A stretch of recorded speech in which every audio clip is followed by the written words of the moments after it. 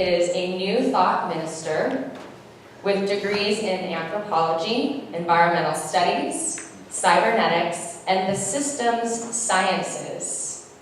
She has worked as a futurist, college professor, and consultant to businesses and governments before she realized that our problem is not what we don't know, but our state of consciousness. And so with that nugget, she decided to enter ministry.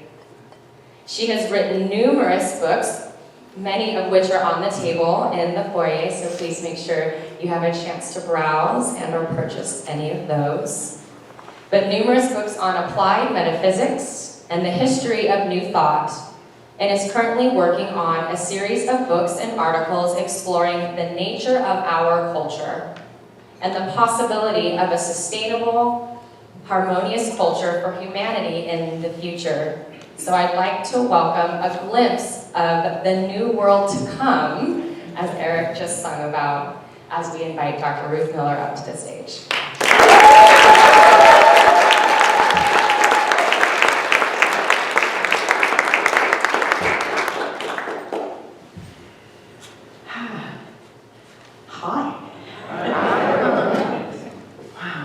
So glad you gave me a chance to recover from that. Oh my goodness, really? Thank you for that incredible piece of music and for the marvelous prayer. Oh my goodness, that was lovely. And for just being who you all are. That's marvelous. Well, a couple of months ago, I better get in gear here. A couple of months ago, I got a message from Jane, Reverend Jane, saying, I just finished reading your book, Mary's Power, and I'm wondering if you could give us a 20-minute understanding how we can find what was so fundamental long ago and bring it into our awareness today. And I said, yes, please. Whether I could do it in 20 minutes, that's another story. I wrote Mary's Power because it was time. It was in the years just following the Da Vinci Code, and people kept asking me questions about this and that and the other thing, and it was time to put something together. And I actually went to France to confirm the research as far as the Magdalene goes and as far as what was going on in that part of the world at the time. But I grounded it in the work that I had done as a student of anthropology and my understanding of the prehistory of the region around the Mediterranean, Mesopotamia, and so on. So I'm going to start there. And I'm going to borrow Eric's stand, if I may, and put my stuff down here. So we really have no idea what humanity was doing more than 100,000 years ago. We have no idea, because the glaciers came and completely wiped everything off, most of the planet. So, yeah, any story that anyone hands us is worth exploring, but that's not where I'm going. What I'd like to explore is what was happening as the glaciers began to recede to the north. Because during the time the glaciers were here, there weren't many opportunities to do much of anything except hunt big game. Yeah, and some of you may be aware that there are people up in the Arctic region who live almost completely off of animal protein and fat. There isn't anything else. And that seems to have been the norm for a number of peoples during the time that the glaciers were covering the earth, what we call the Ice Age. And as they were beginning to pull away, some amazing things happened. Some of you have been to visit glacier areas. Yes, Alaska, the Columbia Glacier, I was a kid when we went, yeah. And so as the glacier is pulling back, right, what happens? There's this incredibly rich soil, and it's filled with all these wonderful, wonderful plants. Some of those seeds have been down there for decades. We have seeds in the Siskiyous that were still alive during the Ice Age. They're recovering, you know, they're continuing to give life. And as the glaciers pulled back, can you imagine people who could only eat the big game were discovering, oh my goodness, here's this wonderful little bulb. Oh, here are these delicious berries. Oh, here's this wonderful, oh, taste this leaf. Yeah, that kind of thing that they had not had. And there was also a tendency to conserve, because during the ice ages, everything was automatically conserved, right? It was frozen in the ice. Yeah, and one of my favorite memories growing up is when my mother heard about the mastodon that they had found that had buttercups on its tongue. It was so suddenly frozen. Right? Yeah. And apparently these were some Russian scientists, and I think they had a little bit of a feast that night. But the idea is that in that time and space, they were accustomed to doing things in some ways that we're not used to thinking about. Now, we have been taught that humanity prior to civilization was living in caves and was barely able to get by and so on. I'm here to tell you that ain't so. Not by a long shot. And in fact, we have villages that were founded in that period when the glaciers were moving forward northward, that for as long, had running water, had sewer systems, had no violent deaths for 800 years, where people were located near river systems, and it looks as if they were what we call matrilocal, not matriarchal. And I want to point out that in all the archaeology and all the ethnology that anyone that I know has ever been able to explore, there is no matriarchy. There is no place where the women ruled. There are places, and many places, where there are separate but equal. And apparently in those villages, that was the norm. So the women had their sphere, and the men had their sphere, and they would only come together now and then. And in the women's sphere, it was about those delicious berries and grains and bulbs and storing and making home and making beauty and making a safe place for the child to grow up. Because one of the things that we don't usually think about is the only reason any kind of social system exists is so that kids can be safe until they're grown up. Families and villages, that's what we're here for. Isn't that interesting? So that was the women's sphere. The men's sphere was reaching out into the larger world and bringing things back in. Whether that was hunting or fishing, whether that was trading, whether that was going on a quest and discovering whole new ways of being and then bringing that knowledge back. Those of you who have read The Planet of the Cave Bear and the Mammoth Hunters and those guys will remember some of these things. Jean Owl did her homework. So in that world, the women's world tended to focus on the fact that the mother, the earth, provided every material thing. The Latin word for mother is mater, M-A-T-E-R. Material comes from that. And matrix is that. Okay, matrix, matrix, and matter are all from the mother. So if it is material, it is from the feminine aspect of the divine, if you will. And the men's world was a world of power and motion and energy and novelty, and that was the world of the father, the spirit, if you will. And there were varying stories, but basically the sun and the sky was the realm of the masculine, and the earth and the water was the realm of the feminine. So we have several things going on here. We have a tendency to be in touch with and be comfortable with and be happy with and be joyful and be appreciative of the mater, the mother, the earth.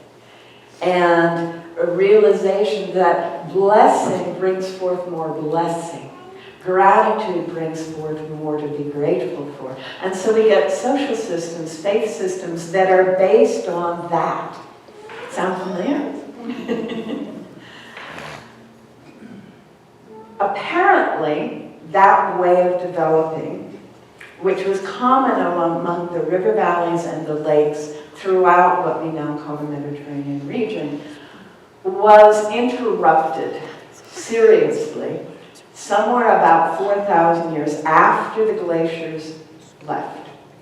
And so about 6,000 BC, a pattern started to happen which became fully entrenched by 4,000 BC and BCE in modern terminology. BC for those of you who went to school prior to 1980, BCE for those of you who came to school afterwards, before the Common Era. And so what was beginning to happen was very interesting. And my hypothesis, and so far it's bearing out, is that as the glaciers continue to move further north, those cultures that remained with the glaciers, remained tied to those animals, found that those animals were disappearing. And so they started conserving animals that could continue to provide their meat and the other things that they needed. And they started going to the places where the glaciers were. And if you look at the Mediterranean region, let's see, I will go this way. So we got the Mediterranean kind of like this, and right north of the Mediterranean, out of which flows the Euphrates and Tigris rivers, right, is a set of mountains we call the Caucasus, from which the Caucasians of this world emerged. If you have skin as light as mine, you are definitely Caucasian, no matter how many other things we have in our bodies and our energy. So Caucasus, the Caucasians, appears to be one of the places where there were remaining bits of glacier, and there was a lifestyle based on the kind of life that the great hunters of the ice ages lived. Now I'm going to do a quick description of that, and it's a story of the women keep the kids safe while the men go out and collect however many animals they can collect, and then they all bring it back, and then for months they live off of that and tell stories about this incredible hunt and how so-and-so was so courageous and so-and-so did such a great job and so-and-so showed up as the leader of the hunt. Night after night after night around the campfires, maybe making things out of bone or hide while they're telling the story.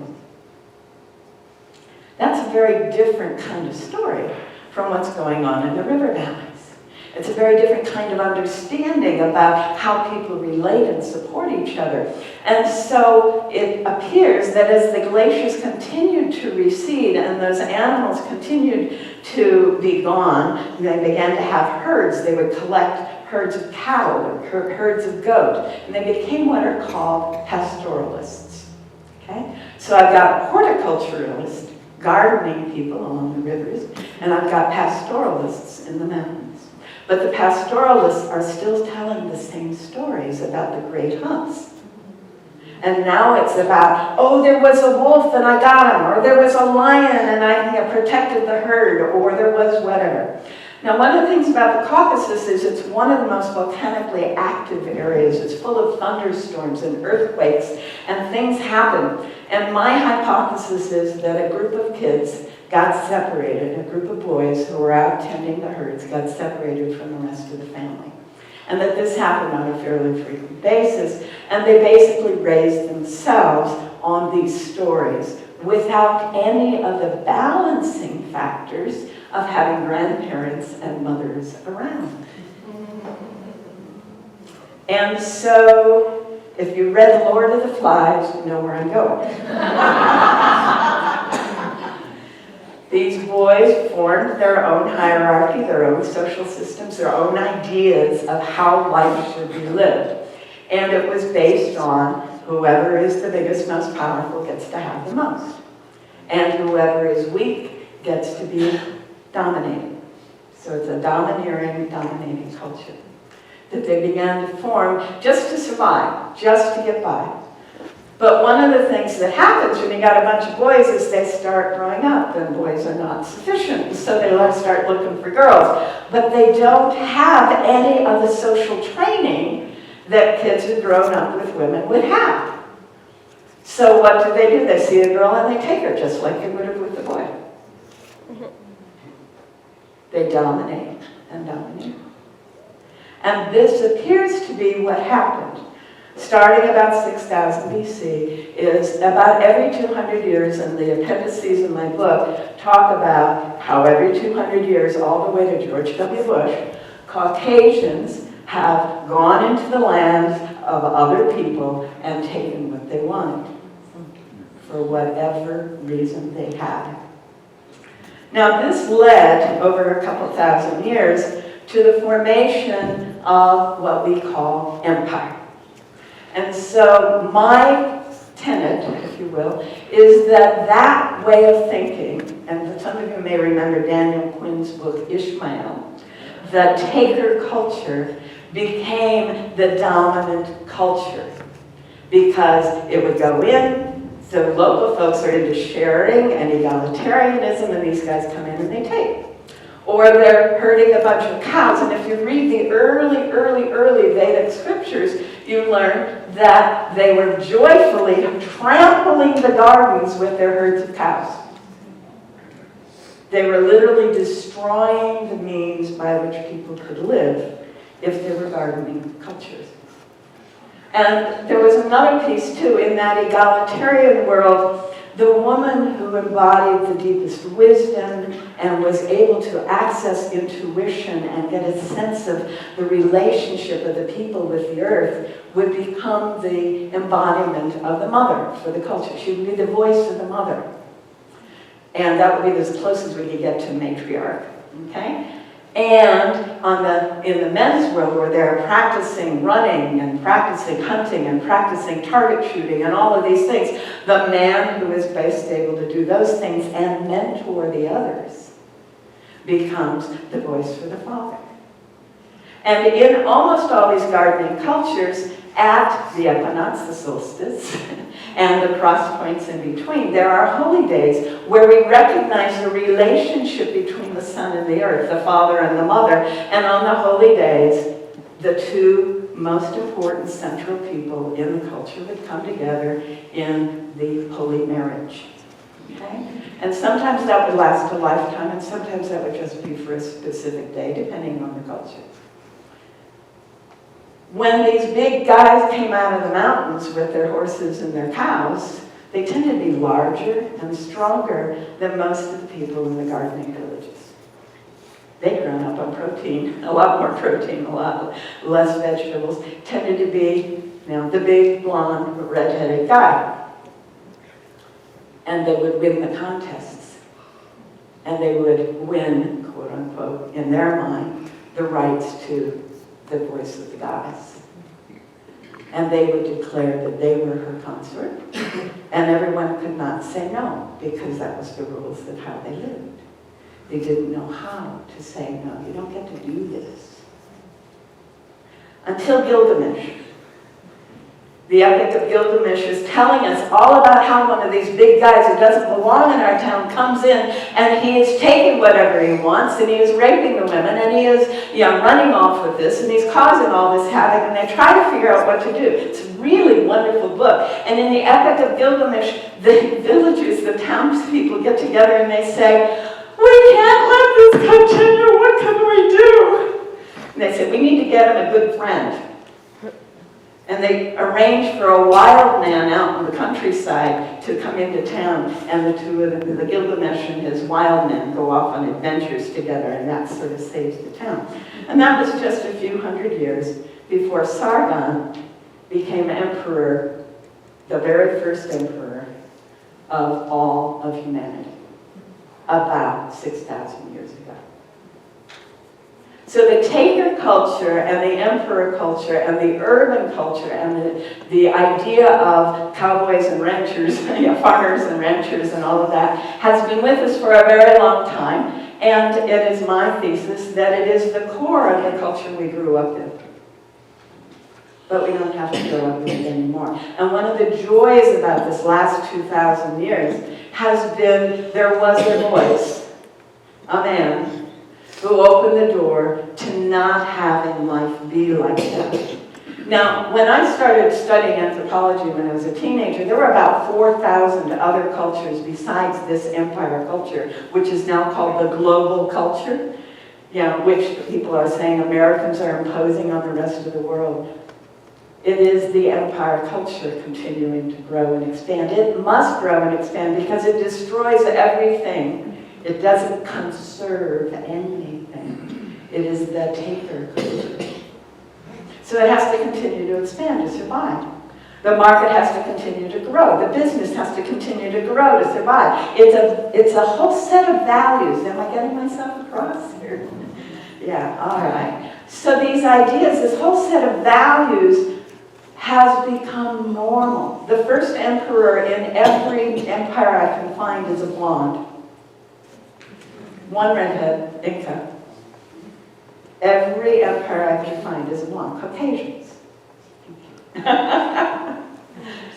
Caucasians and the empire culture have become the global culture. As I said, when I first started anthropology as a teenager, there were 4,000 other cultures on the planet. 20 years ago, there were 400. I think we're down to about 50. This culture has dominated the planet. But as I say, about 2,000 years ago, there was a voice that said, within the framework that we have been taught, we can transcend those values. We can start living from love and compassion. We can start honoring the way the plants grow, honoring the conservative nature of gardening. And if you think about what Jesus did, all of his stories almost were about gardeners. They weren't about farmers, they were about gardeners. But we're assuming farmers because that's our culture, right? Interesting. So if we think about that, what we're given over the last 2,000 years is the opportunity to reframe and not automatically go to the culture's the values of the culture that we grew up in. I'm honored and delighted that we have some people of Islam here. The people of peace, Islam, Israel, the people of God, El, Islam, the people of peace. And when Muhammad came on the planet, blessed be his name, we have someone saying, you're all trying to get what you want the way you want to get it, and that doesn't work. We can't be fighting each other to all get what we want. We have to start working together and focusing on our unity, our oneness, and allow the one God, the one divinity that is supporting all, to work through us and support us all, and to listen to that and appreciate that. Thank you. Continuing that tradition.